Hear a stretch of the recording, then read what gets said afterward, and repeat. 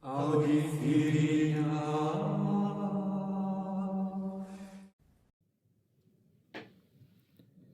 El libro de Baruch. Estamos ante un libro pequeño atribuido a Baruch, hijo de Neherías, se nos dice al inicio, es decir, al secretario y a veces portavoz de Jeremías. Recordemos, por ejemplo, Jeremías 36:4. Jeremías mandó llamar a Baruch, hijo de Neherías, a quien dictó para que anotara en el papel enrollado todo cuanto Yahvé le había comunicado al profeta.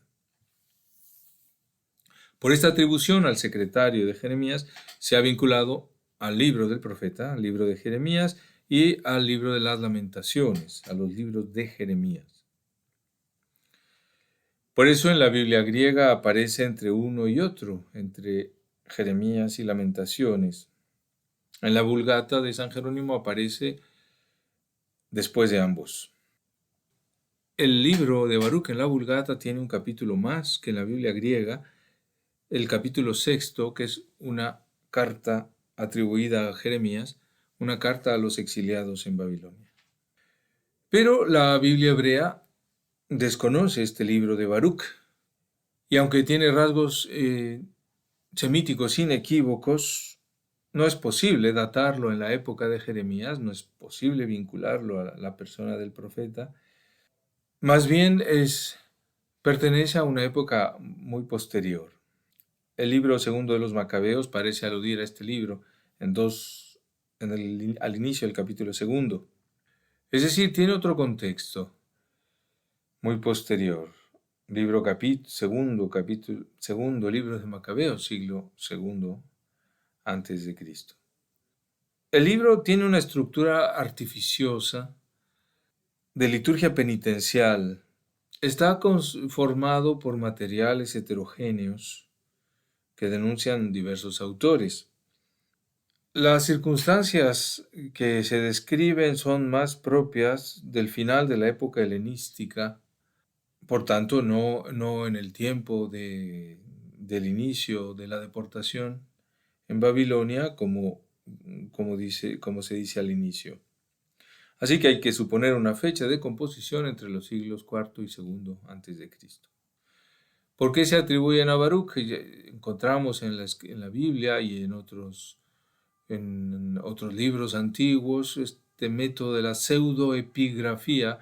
Se atribuye el libro, se atribuye un escrito a un personaje más conocido o a situaciones que se consideran paradigmáticas. Aquí lo paradigmático es el inicio del exilio, el inicio de la vida de los israelitas en Babilonia. La estructura del libro está formada por una introducción y cuatro partes claramente distintas. La introducción, capítulo primero, 1 a 14, sitúa el libro en su supuesto ambiente histórico, y ahí se nos dice que fue escrito en Babilonia, fue leído a la asamblea de los judíos el año 5 de la destrucción de Jerusalén por parte de los caldeos o babilonios, en presencia del desterrado rey de Judá, Jeconías. Al escuchar la lectura, todos lloraron y ayunaron y suplicaron al Señor. Se nos dice en el versículo 5 de este primer capítulo. Se nos dice también aquí que en esta introducción que Baruch había recuperado los objetos de plata del templo de Jerusalén, llevados a Babilonia, para restituirlos. Se hizo también una colecta de dinero para enviarla a Jerusalén y que se ofrecieran sacrificios por los pecados. Israel no puede ofrecer sacrificios fuera del templo de Jerusalén. La primera parte es una oración penitencial que va del 1:15 a 3:8. Es una confesión de toda la nación, semejante a la que encontramos en Daniel 9, Esdras 9, Nehemías 9, el Salmo 106. Israel reconoce sus faltas ante Dios y reconoce la justicia de la permisión de Dios de que tenga lugar la deportación en Babilonia. Leemos 3 versículos del inicio de esta oración. que todos reconozcan la justicia del Señor nuestro Dios. En cambio, a nosotros nos corresponde la vergüenza, y también a los habitantes de Judá y de Jerusalén, a nuestros reyes y nuestros príncipes, a nuestros sacerdotes, nuestros profetas y nuestros padres, porque hemos pecado delante del Señor. Le hemos desobedecido, no hemos escuchado su voz ni hemos caminado de acuerdo con las órdenes que el Señor nos puso delante. Y así continúa la descripción de los pecados y la vergüenza de los israelitas deportados. Todavía en esta primera parte, en esta oración penitencial, a la confesión de los pecados sigue una súplica que, como es habitual, recuerda a Dios la salida de Egipto, entre signos y prodigios, con gran poder y brazo extendido. Y entonces pide: aparta de nosotros tu cólera, porque hemos quedado muy pocos en las naciones a donde tú nos dispersaste. La hermosa súplica sigue adelante y concluye recordando la promesa de la nueva alianza prometida.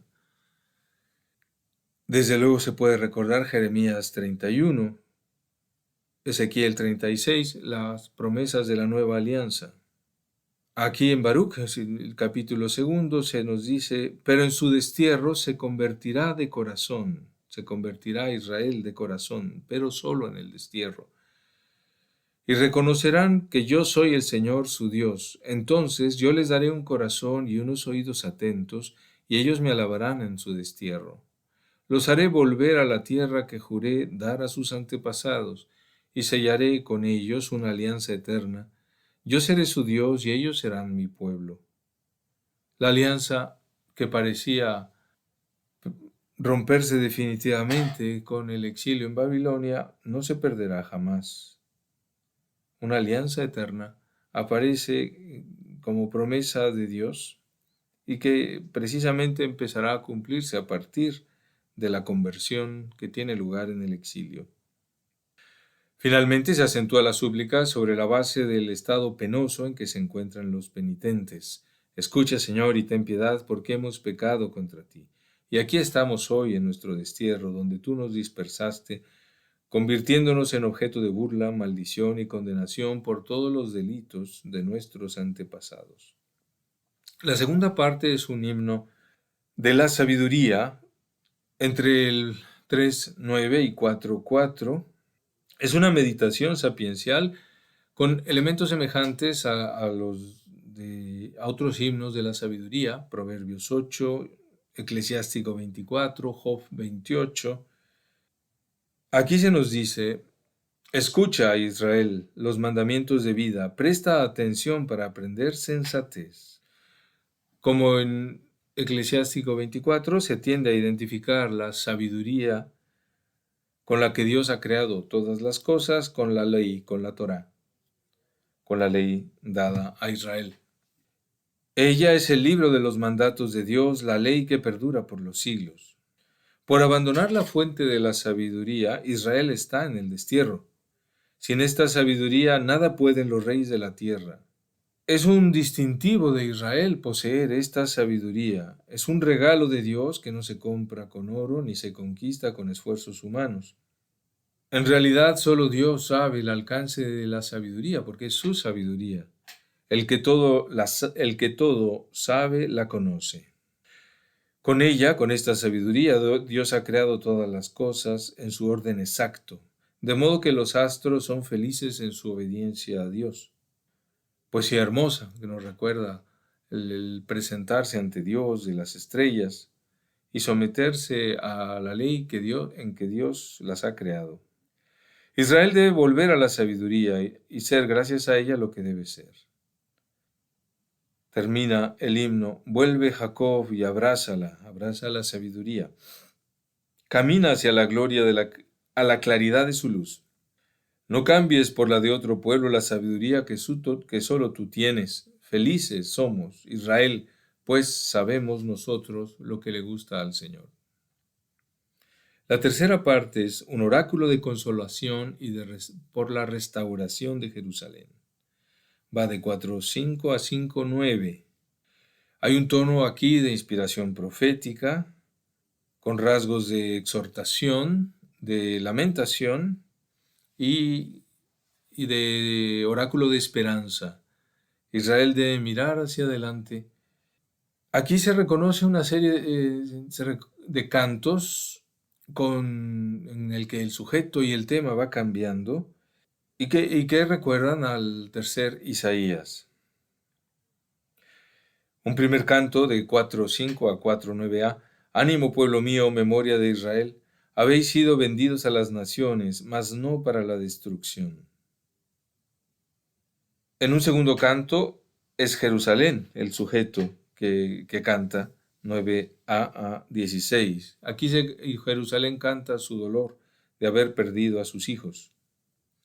Dios me ha enviado una gran pena, he visto el destierro que el Eterno atrajo sobre mis hijos e hijas. Él hizo venir sobre ellos a un pueblo despiadado que arrebató a la viuda sus hijos queridos y la dejó sola y privada de sus hijos. Enseguida Israel canta su esperanza, de 4:17 a 4:29, una esperanza que la llena de alegría ya en el presente. Y yo, ¿cómo podría ayudaros? El que, dice Jerusalén a sus hijos, el que atrajo sobre vosotros las desgracias, os librará del poder de vuestros enemigos. Ánimo, hijos, clamad a Dios, que Él os librará de la tiranía. Yo esperaré del Eterno vuestra salvación, y el Santo me ha llenado de alegría, pues muy pronto el Eterno vuestro Salvador tendrá misericordia de vosotros. Santo, Eterno, Salvador, distintos títulos con los que Israel se dirige a Dios. Él os devolverá a mí para siempre con felicidad y alegría. Hijos, soportad con paciencia el castigo que Dios os ha enviado. Luego, enseguida, se canta a Jerusalén en nombre de Dios, 4:30 a 37. Ánimo, Jerusalén, el que te dio nombre te consolará. Malditos los que te hicieron daño y se alegraron de tu caída. Mira hacia el oriente, Jerusalén, y contempla la alegría que envía Dios. Mira, ya llegan tus hijos a los que despediste. Vuelven convocados desde oriente a occidente por la palabra del Santo y disfrutando de la gloria de Dios. Dios restaura Jerusalén. Y más allá de la venganza, de la justicia, de la restauración, hay que cantar la gloria divina que desciende sobre Jerusalén y la reviste. Jerusalén, quítate tu vestido de duelo y desdicha y vístete para siempre con el esplendor de la gloria de Dios. Reviste cual un manto la justicia de Dios, ponte como corona la gloria del Eterno. Porque Dios mostrará tu grandeza a todo lo que hay bajo el cielo. Dios te llamará para siempre, paz en la justicia y gloria en el temor de Dios.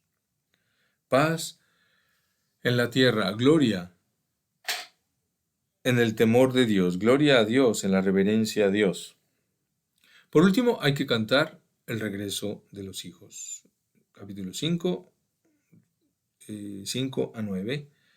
Levántate, Jerusalén, y contempla a tus hijos convocados desde oriente a occidente por la palabra del Santo y disfrutando del recuerdo del Santo. Dios te los devuelve encumbrados en gloria y en litera real. Porque Dios ha ordenado rebajarse a todo monte elevado y rellenarse a los barrancos, porque Dios conducirá a Israel con alegría a la luz de su gloria, con su misericordia y su justicia. Se puede notar el uso abundante de la palabra gloria, doxa en el original griego, que es tanto la gloria que ve el que reverencia a Dios, la gloria del temor de Dios, como alegría, misericordia, justicia. La gloria de Dios se hace presente y transforma la ciudad de Jerusalén y a todos los que habitan en ella y a todos los que se dirigen a ella. Finalmente, la parte cuarta, la carta de Jeremías, en el largo capítulo 6 de 72 versículos, que es un alegato intenso contra la idolatría. Se pone bajo el nombre de Jeremías, pseudoepigráficamente, como hemos dicho antes, inspirado en la carta a los deportados de Jeremías 29.